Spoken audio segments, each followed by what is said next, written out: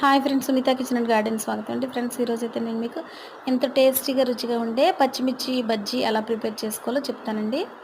ముందుగా మిర్చిని శుభ్రంగా కడిగి కొద్దిగా చివర కట్ చేసామండి. మేము కట్ చేసి చీలికలు తీసి అందులో ఉన్న గింజలు తీసేసి పక్కన పెట్టేసుకొని ఒక ఎంటీ బౌల్ తీసుకుని అందులో ఒక కప్పు శనగపిండి, కొద్దిగా వాము, కొద్దిగా తినే సోడా, కొద్దిగా సాల్ట్ కూడా వేసి ఈ మిశ్రమాన్ని బాగా బజ్జీల పిండి మాదిరి కలుపుకోవాలి. ఈలోగా పొయ్యి మీద మూకుడు పెట్టుకొని అందులో ఆయిల్ వేసుకొని ఆయిల్ వేడెక్కిన తర్వాత ముందుగా మనం చీల్చి పెట్టుకున్న పచ్చిమిర్చిని బజ్జీల పిండిలో ముంచి ఒక్కొక్కటిగా మనం మూకుట్లో వేసుకోవాలి ఫ్రెండ్స్. ఇలా అన్నీ వేసేసుకోవాలి.